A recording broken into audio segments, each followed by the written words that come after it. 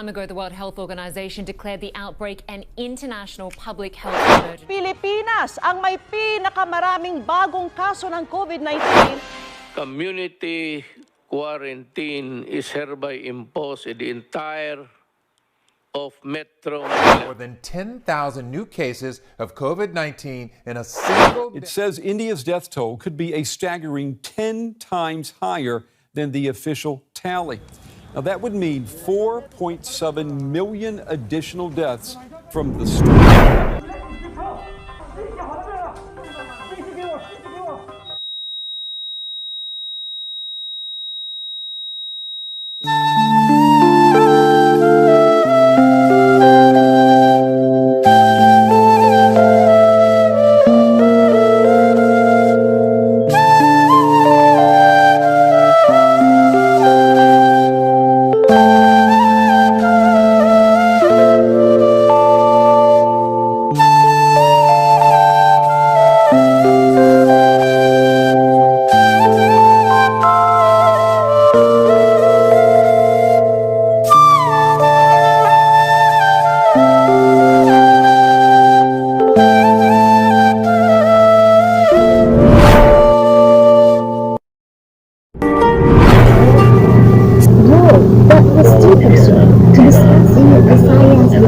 COVID-19 or SARS-CoV-2, watch this and learn. But before that, I am Sheila Esantinya, and I am a third-year student of Bachelor of Science in Biology and currently taking this mid-year summer class by the online object training under Ma'am Sheila Bioniz, Ma'am Belich Abla, and Ma'am Rose Leander.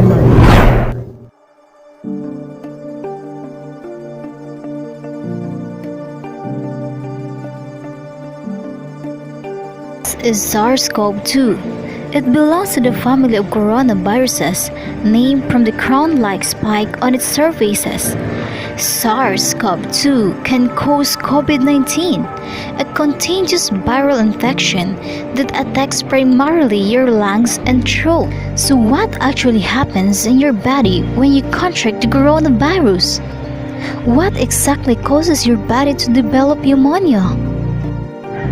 And how would the vaccine work? The coronavirus must infect the living thing in order to reproduce. Okay, let's have a closer look.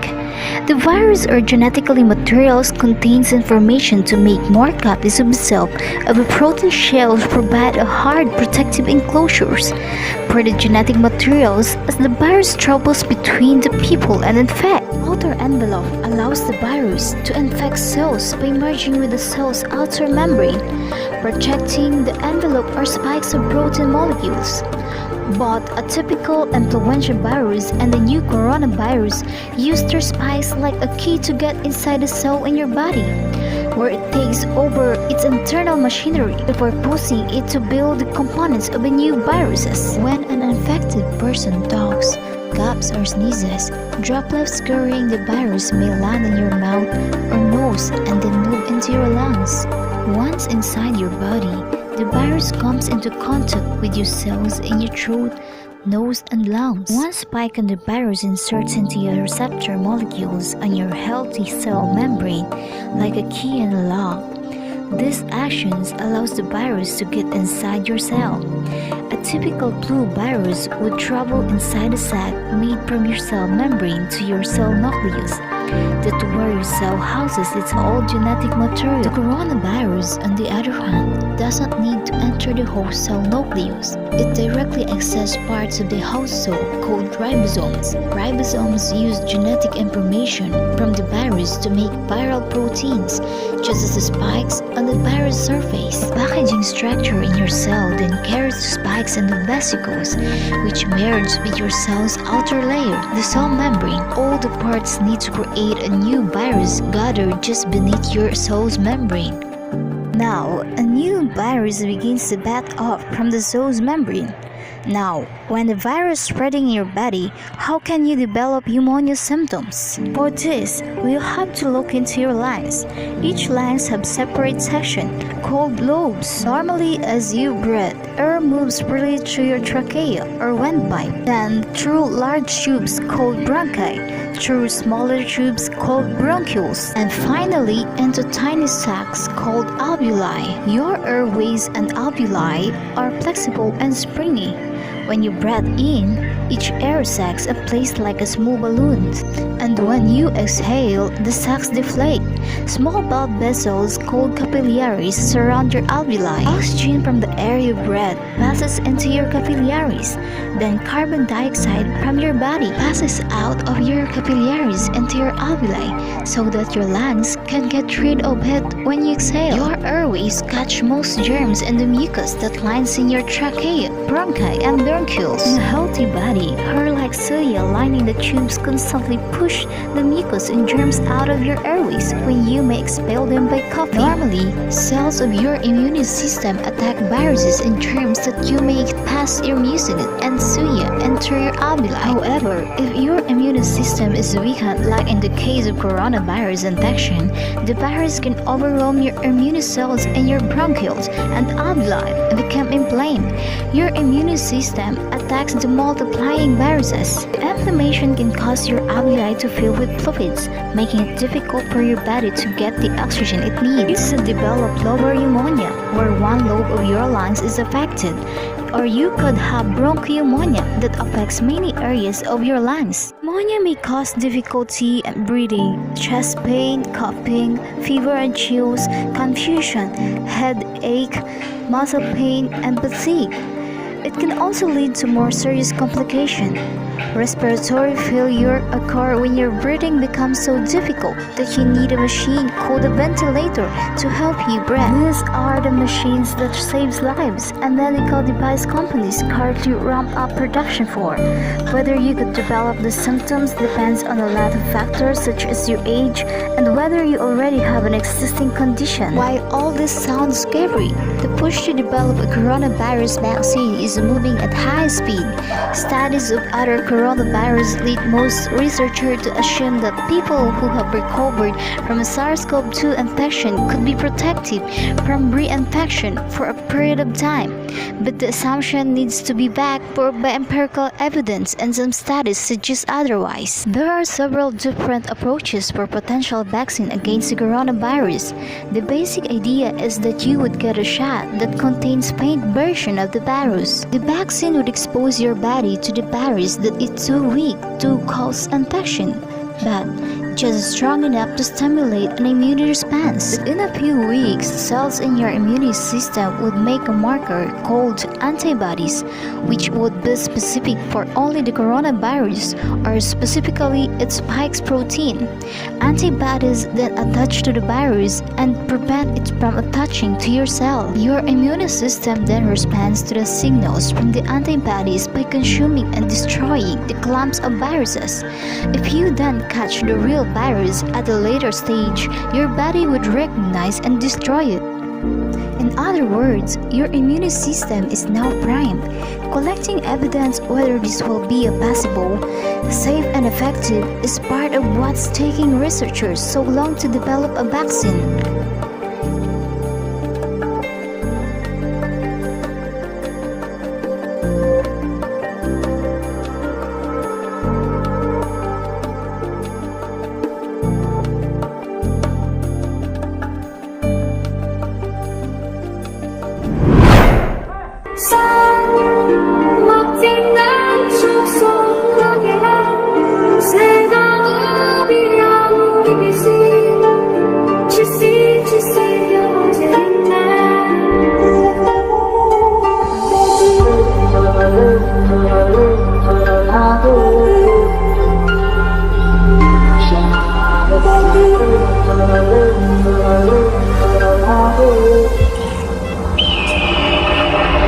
Lucy.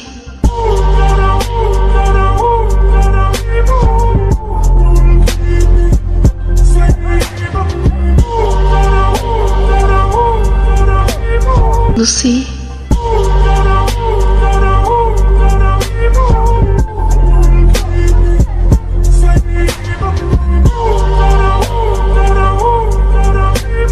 Lucy.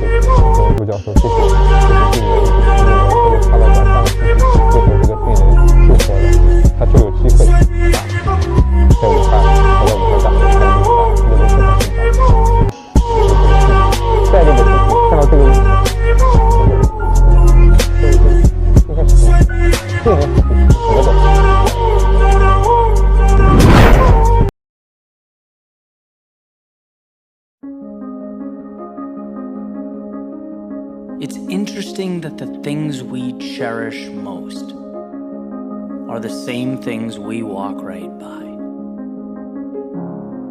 They become so intertwined in the status quo that ultimately it becomes impossible to tell them apart from our day-to-day. That is, impossible until things change. Because as it turns out, that thing we call life, it has a say.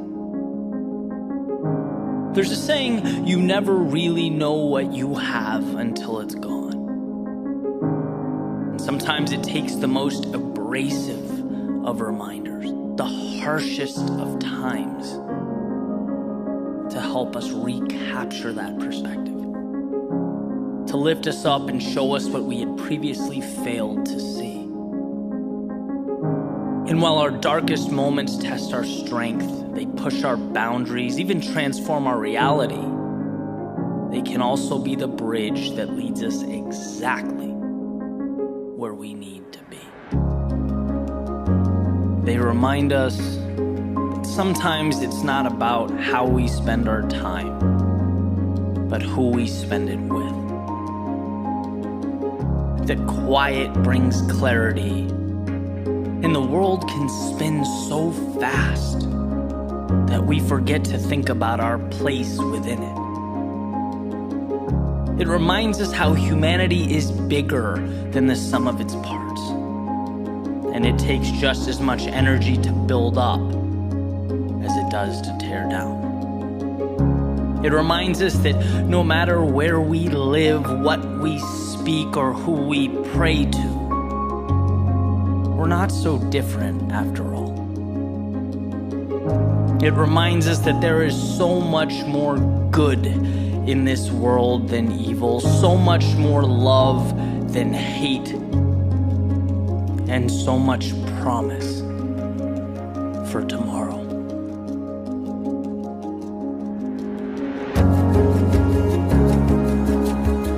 Someday we'll look back on this moment with the lessons we've learned, the hardships we've faced, and we will be reminded of the miracle that is the human spirit, unwavering in its resolve, unbreakable at its foundation, stronger than we could ever comprehend.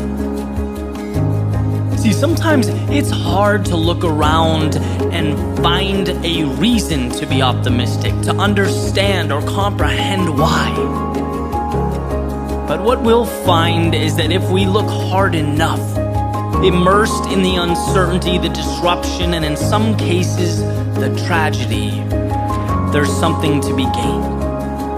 A tiny candle flickering in the night that will eventually grow to light our way.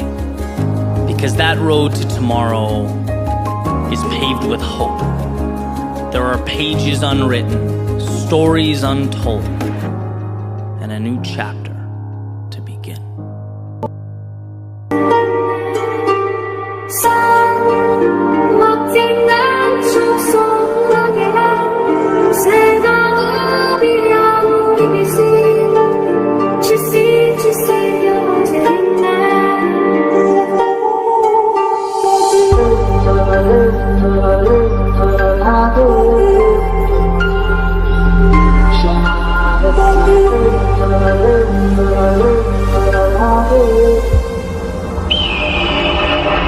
Lucy.